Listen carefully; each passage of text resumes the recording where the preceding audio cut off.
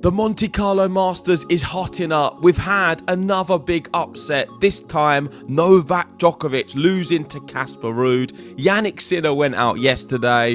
What a crazy few days of tennis. And we're now left with the final of Stefanos Tsitispas versus Casper Ruud. And there's only one place to start. This episode, I will be focusing on, of course, Novak Djokovic not making the final, not winning the Monte Carlo Masters yet again, and this time losing to Casper Ruud, who beats a top 3 player for the first time in his life, defeating number 1 in the world Novak Djokovic 6-4, 1-6, 6-4 to reach the Monte Carlo final.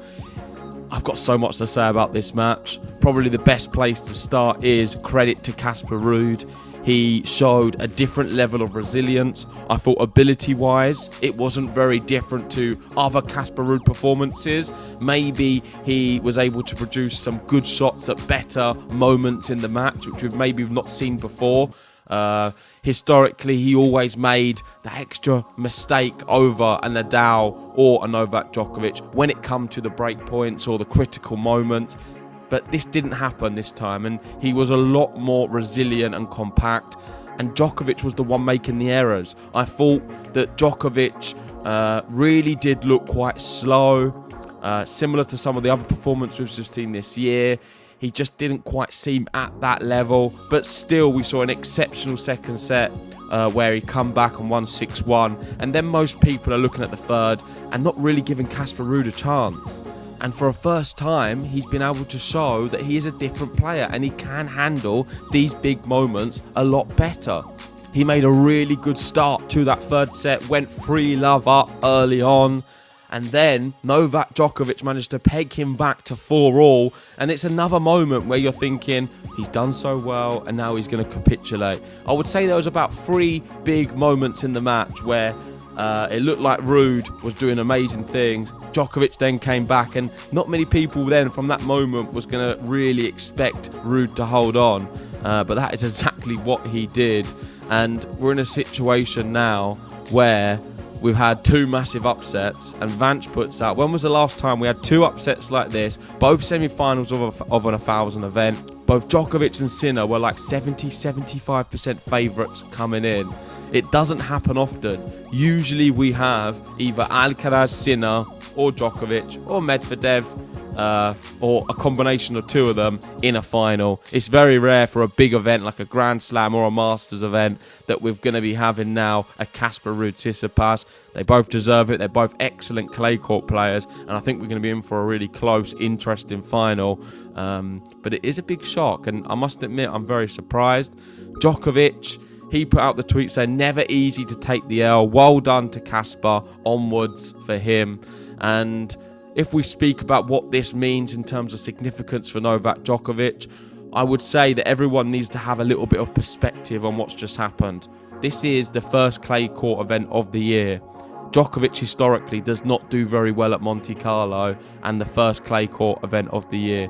It was his first time he's reached the semi-final at Monte Carlo since 2015.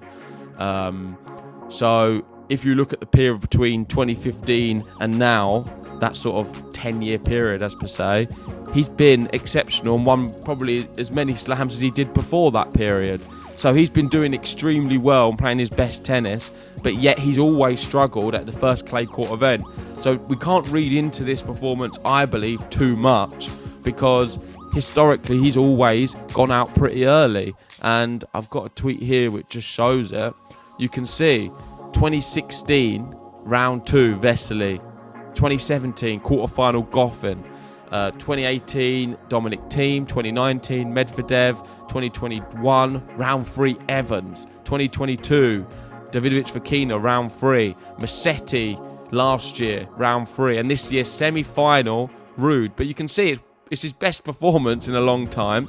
He's going to gain points now for being able to get to the semi-final, and all in all I don't think it's too negative for Novak Djokovic. The one thing I would say is the result is not that important. The performance is the most important thing for Novak because the priority will be Roland Garros. I did see maybe things I've not seen in the previous editions. The previous editions, it was more unforced errors, that off-balance Djokovic. He's not finding his first serves enough and not really dominating the points. This time, we did see him in spells able to dominate and do very well in the second set. For me, it just seemed like sometimes the longer the rallies, he was struggling. It was more of a physical movement thing than anything. And that's something that you can never ever say about Novak Djokovic. I thought he was a little bit sluggish to get to the corners and not as amazing as what we're used to. And that is, for me, the key difference between this performance and all of the other performances.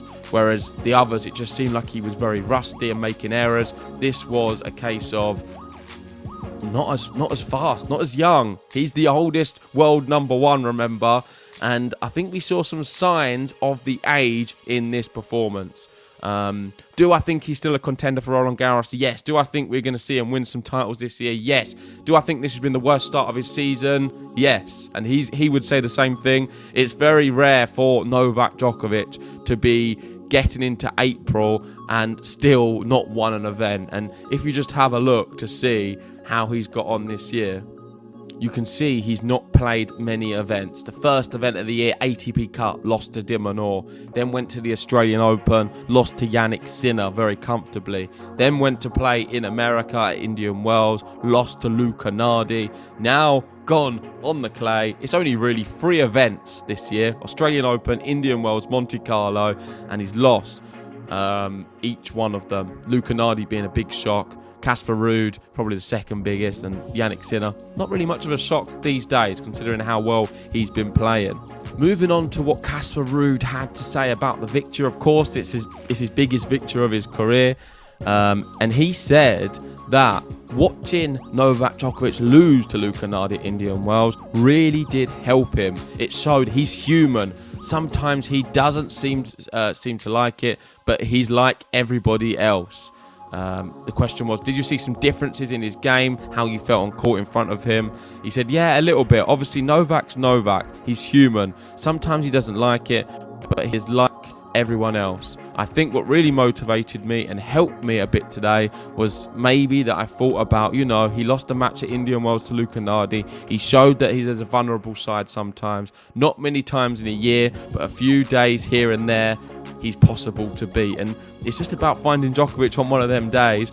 Them days are going to be becoming more regular. The older he gets, the better the younger players become and more acclimatised to playing at the top level. We're going to see more of these days. They're going to be more frequent than in the past. And it's just about the opponent rising to the challenge mentally and physically to be able to produce good tennis. He said, luckily for me, I was able to think about those thoughts in the end of the third set and take advantage of it. Believing more in myself that I could beat him now than before, because he didn't have that perfect record so far this season. And that is kind of how tennis works. Find balance. If you see that someone has done really well in the beginning of the year, it's tough to play them because you're expecting, wow, this guy's almost impossible to beat. But if you see that many or other players have beaten him before, you believe a bit in yourself also. And this now is going to be something which other players are going to use in the upcoming events. I'm sure Djokovic will play maybe another clay event or two before Roland Garros. We've still got some time until then.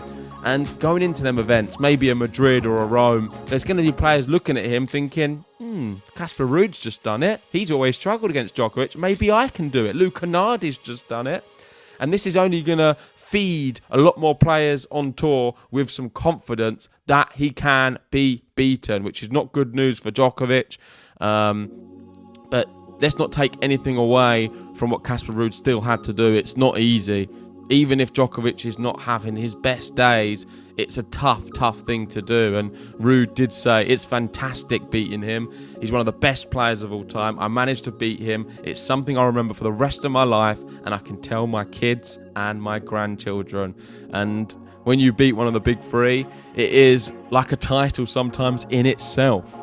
You're able then to say, I've defeated Novak Djokovic in a tennis match. And there's not many people who can say they've done that in a career. Right, finally, let's move on to the final. And this is my preview of that. Casper Ruud versus Tsitispas. the big name slayers. Ruud defeats Djokovic, Tsitispas defeats Sinner, and this is the final we've now got. And I don't think you're going to be disappointed, because as much as we've not got them two big names, we have two clay court specialists. Djokovic isn't a clay court specialist, neither's Jannik Sinner. These two are. This is their best surface for both of them, and I'm hoping to see a really, really good competitive match. Tsitispas leads the head-to-head 3-2. Casper Ruud defeated him the last time they played, and I think this is a head-to-head you can read into, because these two players are probably not too far away from how they last played when they played each other on the clay courts last. And based on that, I think we're going to see a very close match which goes all the way to 3 sets. But I'm going to be going with Stefanos Tsitsipas to win the Monte Carlo Masters for a 3rd time. He seems to know how to win this event better than anyone. The only thing which could really help Ruud is, after beating Novak Djokovic, potentially the confidence he now has, and the fact that he's going to go into this with such a big, powerful mentality that I've just been able to beat Novak Djokovic, he's not going to be fearful. I think there's going to be times where he feels he's already won this event, in the fact that what he's been able to achieve. So he's going to be playing with this level of freedom, which may really, really help him in this match. That can also be a blessing or a curse, and maybe that could be his downfall as well. Let me know in the comment section what you think. But my prediction is Stefanos Tsitsipas wins in 3 sets, and the 3rd set score will be 6-3. There we go. That's enough from me. Let me know what you guys think about the Monte Carlo Masters final. Who do you have winning? And of course, what do you make of Novak Djokovic losing at the semi-final round? Is this a big movement for Djokovic this season? Is he going to struggle all year? Is he going to be able to win a title? I think he'll be okay. I wouldn't read too much into it, but I definitely saw a different level of performance this year to some of the previous ones, and I'm worried he's getting older and older as the days come by. But anyway, if you haven't already, hit the like button, subscribe if you're new, and I'll see you soon.